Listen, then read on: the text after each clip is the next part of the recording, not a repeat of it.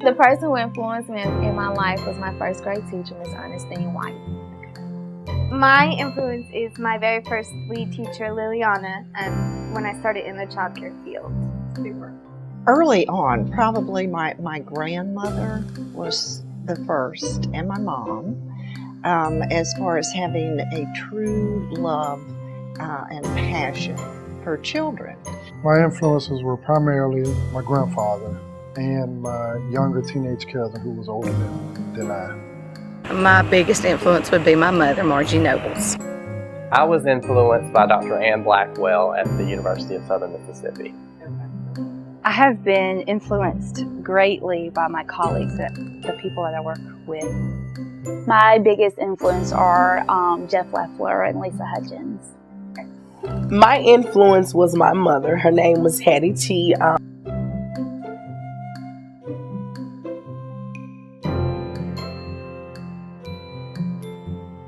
The fact that she had patience, she was willing to be there, to be fully present, open, because I was the child who was seeking attention, and I acted out behavior-wise, just fighting for that attention, and she was there. I really just appreciated seeing the compassion that she had for children and the patience that she had, because that's very important. My grandmother probably influenced me the most in her approach to me, which was always gentle and kind, and showed me by example how you relate to children. And I always felt worthy and like I meant something. And then when I met the advisor over that study, Child and Family Studies, she told me about the different emphasis areas, which was child development, family and marriage, and child life. And when she explained that child life was working with hospitalized children, it was perfect. It was the best of both worlds in one. So She, has been working for the children of this state for over 40 years.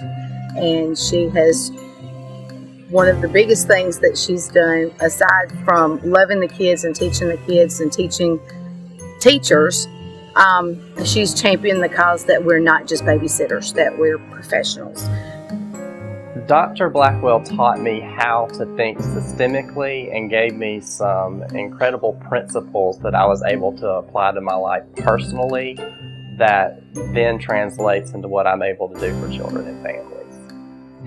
Dr. Blackwell has always acted like she was my greatest fan. I can always count on her to see the best in me even when I don't see that. The impressive knowledge base of the physical therapists and speech therapists and occupational therapists have just made me inspired to learn more about all of those techniques that I could incorporate into daily routines and play in my job with parents. I enjoy teaching families how to help their children so that they can enjoy their children.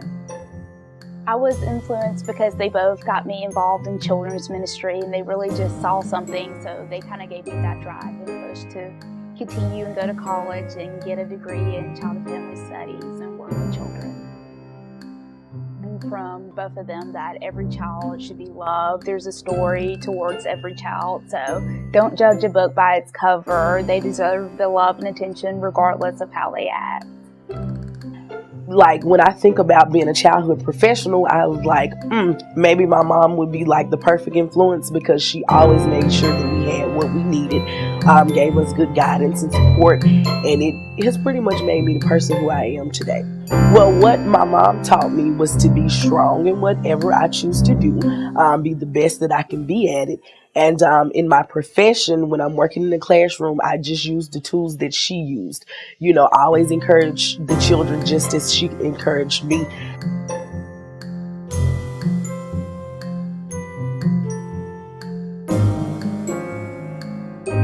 Next thing I would like to leave behind is knowing that I'm setting an example for the others who's coming behind me. As I said, we have work study and lab studies too.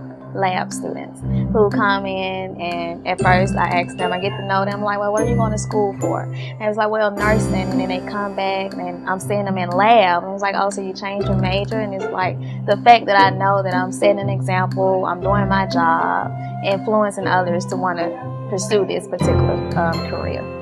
The legacy that I want to leave for right now is influencing all of my children that I take care of to just have that unlimited love and compassion for all of their peers and their friends.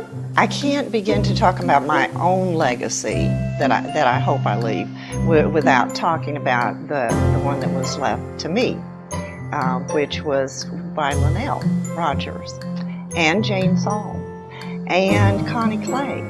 Those wonderful colleagues who just encouraged me and who also shared my passion and continue to share my passion for young children. And so I hope my legacy is that I have instilled in my students and my CDA people, because they have a special place in my heart, this same passion that children are here to be loved and respected and guided positively, and do all of that with a good sense of humor too.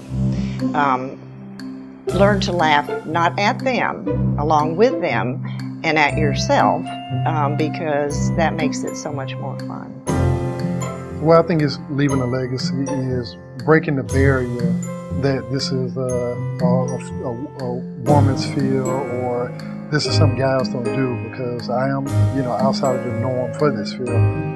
I want to make a difference in the kids' lives, but also in the parents' lives and also in the teachers' lives. I want to be a part of all of it. I would like my legacy to be very similar to the legacy that Dr. Blackwell has given to me. I want to be able to pass that on to another generation.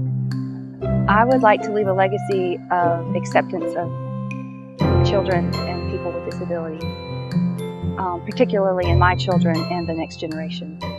I want to leave the legacy of every child is important, every child is worth it.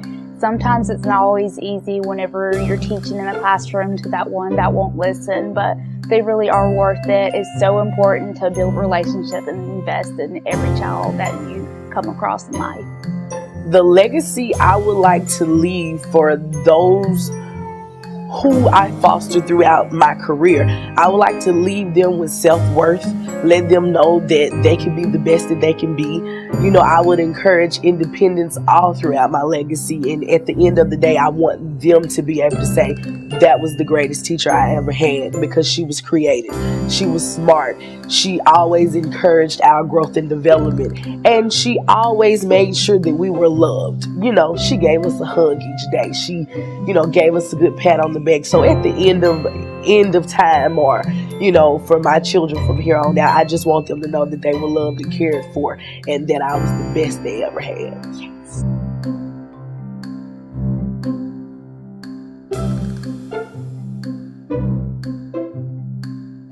My name is LaQuanda Stamps, and I am the legacy. I am the legacy. I am the legacy. I am the legacy. I'm Jeff Leffler, and I am the legacy. I am the legacy. Hi, my name is Mari Williams, and I am the legacy. I am Lala Divine. I am peace. I am hope. I am music. I am creativity. I am the legacy. We are the legacy. I am the legacy.